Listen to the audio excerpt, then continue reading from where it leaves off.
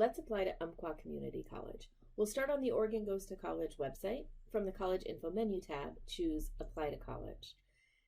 That'll take me to a page that has a lot of really great information about things that I can do to prepare to apply, including a list of documents or materials that I might need to gather to have when I complete the application forms, and some tips for how I can be successful when I do sit down to complete the forms. Now today, I know that I'm planning to apply to UCC. I've gathered my information, and so I'm scrolling down to this table that has a list of all of the colleges in Oregon, and I'm going to find Umpqua Community College at the bottom of that list. It's alphabetical. When I click on this link, it's going to take me directly to UCC's website and to the page on the website where I can start my application. And the first thing that I need to make a decision about is whether I'm applying for credit courses or non-credit courses. Credit courses are those that are going to lead me to being able to earn a certificate or an associate's degree, and that's my plan. So I'm going to apply today for the credit programs. Now I am also going to read a little bit further to notice that there are 3 steps that I'll need to take in order to actually get onto campus as a student in the fall. But today, the one that I'm going to do is the first half of step 1, which is to apply for admissions.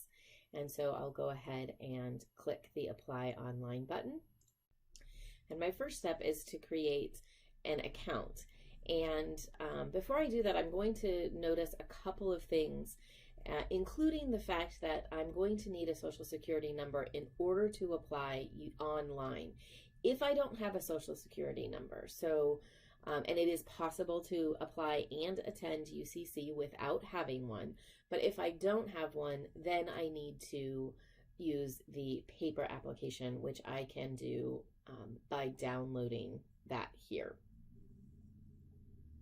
So I'd click on this, it would come up, and I could download it and mail it in.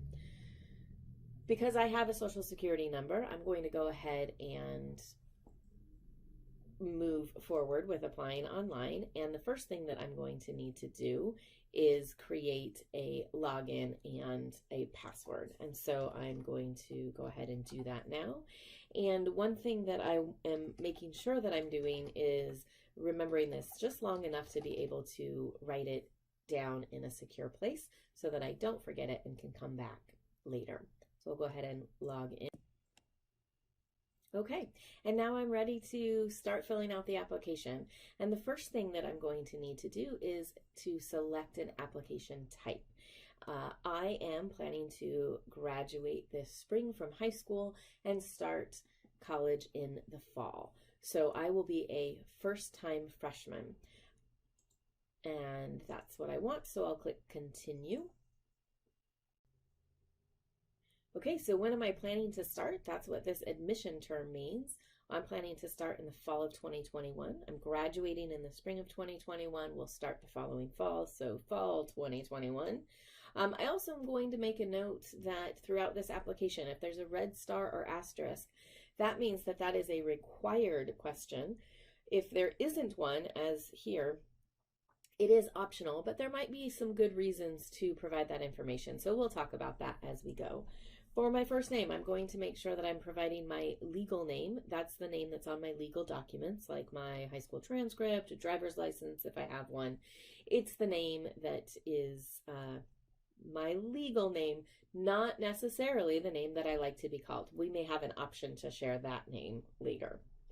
I am going to provide my middle name. The more information that I can provide them to help connect any documents that I might send in later, like financial aid applications, for example, the better. So I want to provide them with as much information to make those connections as possible. And I can go ahead and fill out my application. Now I have an application checklist, which as I go through this, these blue and white eye circles are going to turn into check marks to let me know that I've completed that section.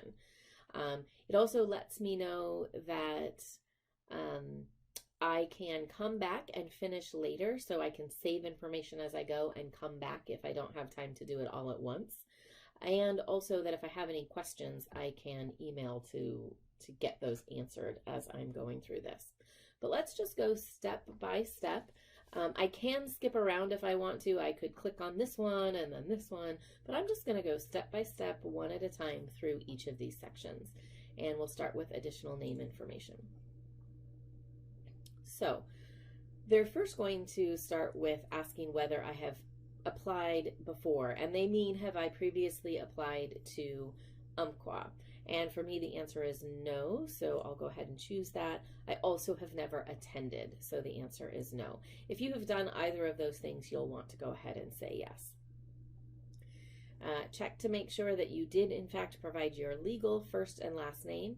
If you have a suffix, that's if you have something like a junior or a senior or a number after your name. You'll enter that here. I don't, so I'll leave that blank. And a previous last name, if I've ever had a different last name that I've used, you know, like somebody who gets married, it may have a new last name, or somebody who's adopted may have a new last name. There may be other reasons that you have a new last name. If that's the case, they're looking for the name that you used before. And again, that is to make sure that they can connect all of the pieces of your application together, just in case something comes in with one of your previous names. So I'm going to go ahead and leave that blank and then click continue, while also noting that I can go back to that checklist we saw before, or I can save everything and finish later. But I'm going to continue moving on and entering my mailing address. Mailing address is the address where I want mail sent to me. So it may not be where I live. It might be a P.O. box or somebody else's home where I want to receive my mail. For me, it is where I live, and so I'm going to go ahead and enter that here. The second line of an address is a good place to put an apartment number if you have one. And we'll go ahead and enter these other pieces of information, and they're looking for my phone number. And they're letting me know here that I'm going to put my area code in the first box, the full number in the second box, and if this was a number that had an extension like a work number or something like that, then that would go in the final box. I don't have that. I just have my regular old 10-digit phone number, so I'm going to leave that one blank and click continue.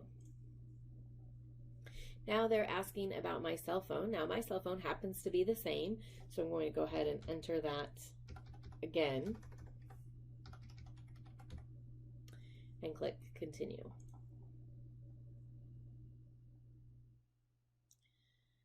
I'm now on the fourth item, which is my personal information, and they're letting me know that I will have to enter my email address twice, so that is just a good reminder. Also that there's some information here that is a disclosure statement about my Social Security number. You'll want to read this to make sure that you understand what you are sharing. But once you do, then you can click that yes, you have read that. Again, for UCC, if you don't have a Social Security number, then that is okay, but you'll need to use the paper application. So if you've gotten this far and realized that you don't have a Social Security number, then you can stop and download that and work on it here. However, if you have a Social Security number, get it now and fill that in here. It is much more difficult to come back later with that Social Security number, and you're going to need it to be eligible for federal financial aid. So if you are a citizen or a permanent resident and have a Social Security number, don't click on paper admission application. Go find your Social Security number and enter that information now. Share your birth date.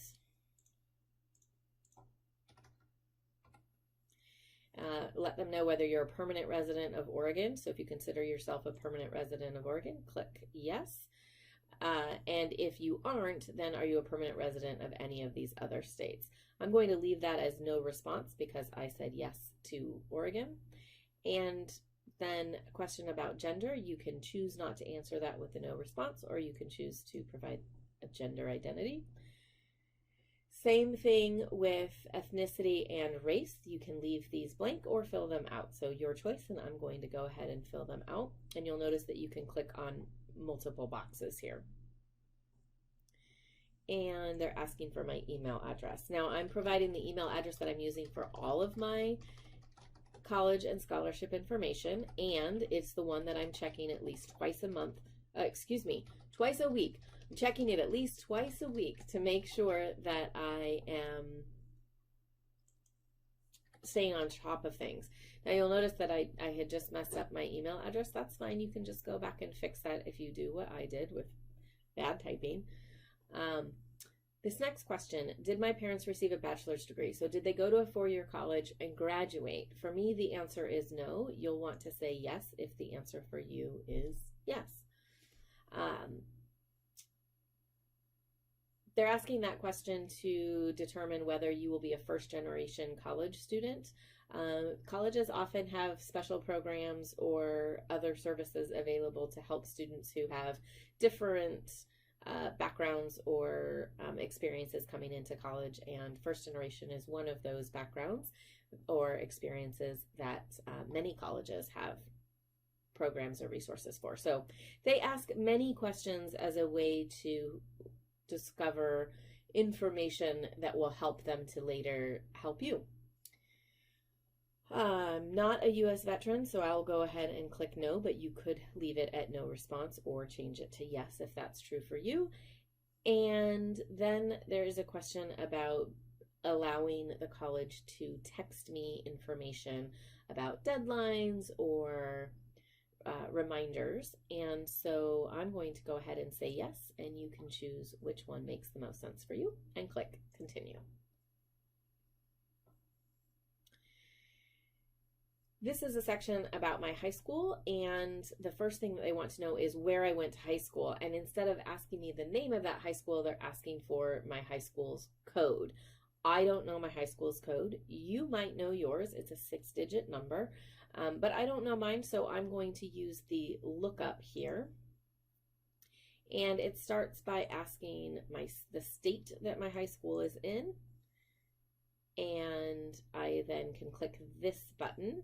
And then it asks me which city my high school is in. So it gives me a list of all of the cities in Oregon. And then I can list all of the high schools in that city. And so for me, these are all of the high schools in Corvallis, and I will choose my high school and then click this button to enter all of that information back into the page. So you can see my 6-digit number showed up here, and the name of my high school and where it was populated down here as well. When do I plan to graduate? That is for me in June, and I don't know the date for sure, so it is acceptable to choose the first day of the month if that's the case for you, and the year. But if you do know your actual graduation date, go ahead and choose it. They're interested in my GPA, so I'll provide that. Again, they filled in my school information, asking whether or not I'm homeschooled. For me, the answer is no, so I will leave that box blank. And I have, when I attend UCC, will I have completed a high school diploma, a GED, or an adult high school diploma? For me, the answer is yes. This is a question about what will be true when I enter UCC, not necessarily what is true for me right now. If I had attended another high school, so I transferred high schools at some point, then I would click this button to add another high school. But for me, that's not true, so I'll go ahead and continue.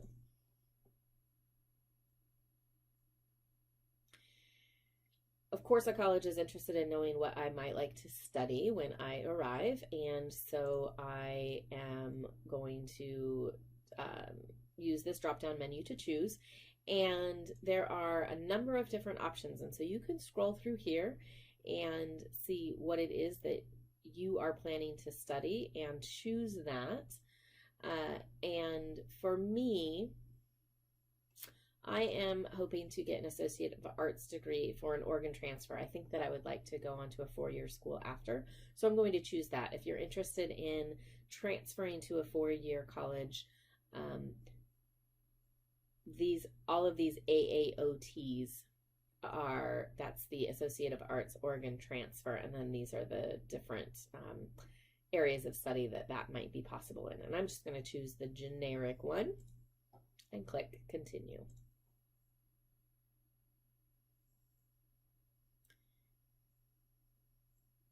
So each of these in this section, the question that I'm being asked gives me the opportunity to then answer in this box. And what they're asking me to do is look at all of the options and then type in only the number of that. So I don't need to type in the rest of the information or the rest of the answer, just the number. And so this first question is, what is the highest degree attained beyond high school? So basically, if you are graduating from high school and it'll be the very first time that you are attending college and you have no college credits, then you'll choose 0 for none, and you'll just type 0 into that box. If you have some college credits, you would type in a 1 if you had earned that after high school. Same kind of question down here. What is my goal? What am I hoping to be able to do? And we've just talked about this. My plan is that I would hope to transfer to a 4-year school. And so that is number 6. So I'm going to enter a 6 here. If your goal is to complete your 2-year program, then you would type in a 1. If it's to complete a certificate, you would type in 2, and so on. So you just need to choose the number for the answer that is true for you. Now I have 2 different statements that I need to read, and the goal here is to read them, to acknowledge that I understand them, and to then say that I have read them. And you'll want to read them, but just the first one is about affirmative action and discrimination, and that basically saying that UCC does not discriminate. And so we'll go ahead and say yes, that we've read that, but do make sure that you do. It also gives you places that you can call or contact if you have questions about that. And then the second one is saying that everything in this application is correct and accurate, and if I have not been honest and they discover that later, that I may not be admitted or I may be dismissed from the college. And so I'll go ahead and say yes and click continue. And I now am back to my application checklist with a whole lot of red check marks. I think I might have said they were going to turn green. This application turns red, and it means that I'm done. And so I am able to now select if the application is complete. And I am almost done. And so this is again reminding me that I needed to be honest in my application, including making sure that I provided all of the information and not leaving things out. And once that is true, I can agree to the terms, and then I will have applied. And so have you, if you get to that point. So congratulations and good luck.